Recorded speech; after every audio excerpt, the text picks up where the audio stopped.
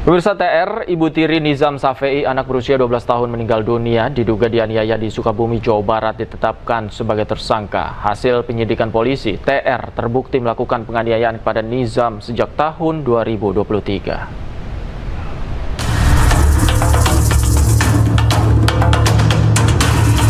Penyidik Satreskrim Polres Sukabumi akhirnya menetapkan TR, Ibu Tiri Nizam Safei sebagai tersangka. Dari hasil pemeriksaan, TR terbukti melakukan penganiayaan kepada Nizam sejak tahun 2023 lalu. Polisi masih mendalami motif penganiayaan yang dilakukan TR. Dari Polres Sukabumi, Satreskrim sudah menetapkan tersangka, ya, saudari TR yang merupakan Ibu Tiri. Terhadap saudari TR sudah kita tetapkan jadi tersangka atas dugaan kekerasan baik fisik ataupun psikis terkait dengan penganiayaan yang diderita oleh korban anak NS, dan ini sudah terjadi beberapa tahun yang lalu, seperti di tanggal 4 November 2024 itu pernah ada juga laporan, namun laporan itu sudah kita proses dan ada perdamaian, dan itu tentunya akan kita dalami lagi, akan kita tindak lanjuti. Dan sebelumnya hasil dari keterangan korban NS pada saat di LP yang 2023 juga mengalami kekerasan yang sama. Kini TR ditahan di sel tahanan Polres Sukabumi untuk pemeriksaan lebih lanjut. Akibat perbuatannya, korban dijerat pasal tentang perlindungan anak dengan ancaman 15 tahun penjara. Dari Sukabumi, Jawa Barat, Budi Setiawan, iNews melaporkan. Dan pemirsa, untuk mengetahui informasi selengkapnya, kami telah terhubung dengan jurnalis iNews Budi Setiawan di Sukabumi, Jawa Barat. Selamat sore, Budi. Seperti apa perkembangan kasus ini di sana? Ya, selamat sore Davi dan juga pemirsa. Dapat saya laporkan, siang tadi Satreskrim Polres Sukabumi Kota telah menetapkan TR, Ibu Tiri dari NS, bocah yang diduga dialami penganiayaan di Jampang Kulon, sebagai tersangka. Penetapan tersangka dilakukan setelah pihak kepolisian melakukan penyelidikan mendalam serta alat bukti yang telah dikumpulkan oleh unit PPA. Davi. Baik, Budi, kami mendapatkan informasi bahwa keluarga korban juga katanya dilaporkan oleh ibu kandung korban. Dalam hal ini apakah bisa dikonfirmasi di sana? Ya, kemarin ibu kandung korban bersama tim kuasa hukumnya melaporkan mantan suaminya AS ke Satreskrim Polres Sukabumi. Laporan tersebut berdasarkan penelantaran yang telah dilakukan oleh ayah kandung korban saat tinggal bersama ibu tirinya di Jampang Kulon. Selain itu juga kemarin ibu kandung korban melaporkan ibu tiri korban terkait pembunuhan berencana karena selama ini penganiayaan telah terjadi sejak tahun 2023 lalu. Oke, seperti itu, baik. Pak. Baik, terima kasih Budi Setiawan melaporkan langsung dari Sukabumi, Jawa Barat. Selamat sore, selamat bertugas kembali. Dan pemirsa, kami juga telah terhubung dengan Kabid Humas Polda Jawa Barat, Kombes Pol Hendra Rohmawan untuk membahas informasi ini selengkapnya. Selamat sore, Pak Hendra, apa kabar? Selamat sore, apa kabar? Siap. Baik, Pak Hendra, terhadap konstruksi perkara ini sebenarnya seperti apa yang terjadi? Betulkah pelaku ini terbukti menyiksa korban sudah bertahun-tahun lamanya? Baik, terima kasih. Kami sampaikan kepada iNews TV bahwa saat ini kita masih menerima masukan dari keterangan saksi-saksi, baik dari keluarga korban, ya, dan juga keluarga terdekat, utama dari ibu dari si korban yang asli dan sebagainya.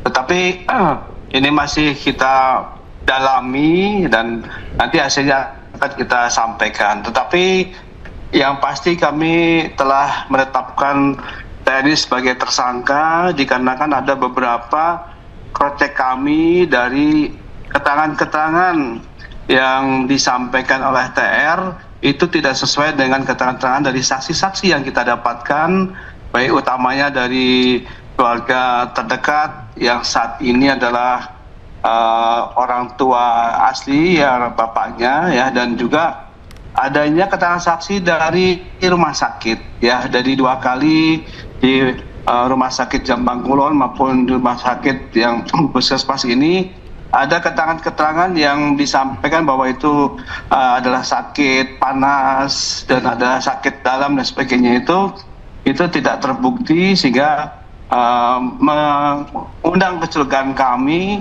bahwa dari trauma tumpul dan trauma panas ini disebabkan oleh dari tindakan luar. Dan trauma-trauma yang diperoleh dari korban ini kami bisa mengambil kesimpulan dari alibi waktu ya, dari alibi waktu di mana pada pukul 17.30 ketika berobat ke tukang pijit soma ini belum ditemukan tanda-tanda trauma tadi di sekujur tubuh. Nah, kemudian pada pukul 22.00 di situ dibawa ke tempat pijit juga, yaitu di Pak Surahmat tadi itu. Nah, di sinilah baru ditemukan trauma-trauma tadi itu, trauma tumpul dan trauma panas ya.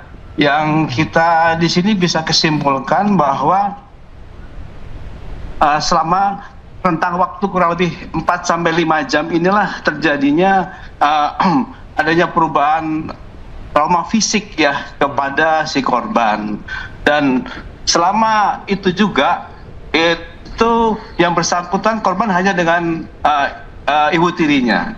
Nah, disinilah kita ditambahkan dengan kata saksi ahli, kita berani menetapkan TNI sebagai tersangka. Demikian.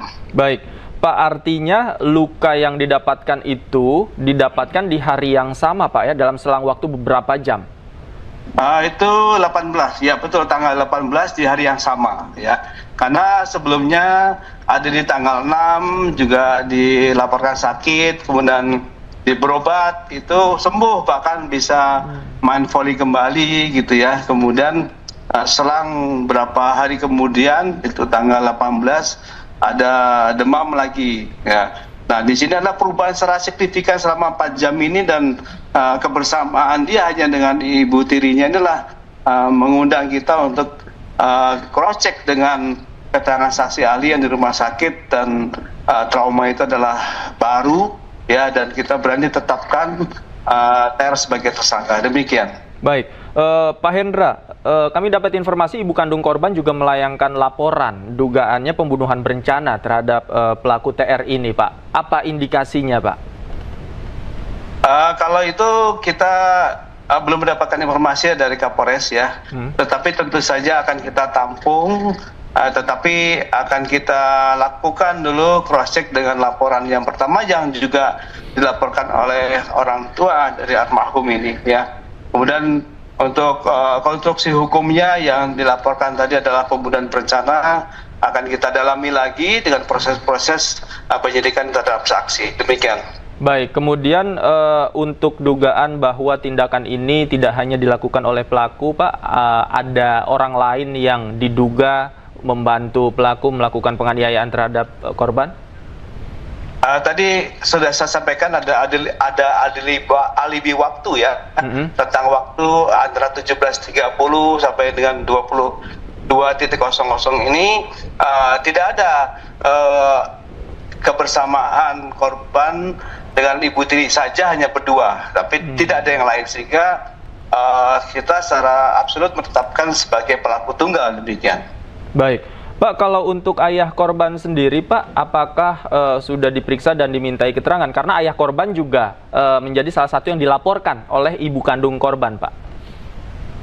Ini masih kita dalami ya, tetapi dalam pemeriksaan terkait dengan laporan yang disampaikan oleh orang tua korban ini, ya ini kita sebagai saksi dulu ya, karena yang melaporkannya adalah orang tua korbannya. Mungkin demikian. Pak, kalau dari keterangan sementara yang diperoleh, motif pelaku menganiaya korban ini sebenarnya apa Pak yang memicunya Pak? Ya, ini yang bersangkutan masih kita dalami ya, karena beberapa informasi yang kita peroleh dari penyidik, ini TR ini kan merupakan istri yang ketiga ya dari orang tua korban laki-laki ini ya, dan dari ketiga pernikahan ini TR ini tidak memiliki anak ya. Tapi selalu mengambil anak untuk dia bawa ya gitu. Dan ini termasuk yang anak yang ketiga yang dari suami yang ketiga. Nah, ini masih kita dalami lagi unsur psikologis, dan ini kita sudah lakukan pemeriksaan psikologi ya, asesmen juga psikologi sudah kita lakukan. Nanti kita tinggal tunggu hasilnya juga, bagaimana secara psikologi individu dari TR ini seperti apa, nanti akan kita sampaikan. Demikian. Baik, kita tunggu bersama hasil asesmen psikologinya seperti apa. Kita kawal terus Pak kasus ini. Terima kasih banyak. Baik, Pak Hendra Rohmawan sudah bergabung bersama kami. Selamat sore Pak, sehat selalu. Selamat sore, terima kasih. Ya. Stay updated. Info terkini masih banyak. Jangan lupa subscribe, like, dan share YouTube official OKZone. Dan selengkapnya ada di okezone.com.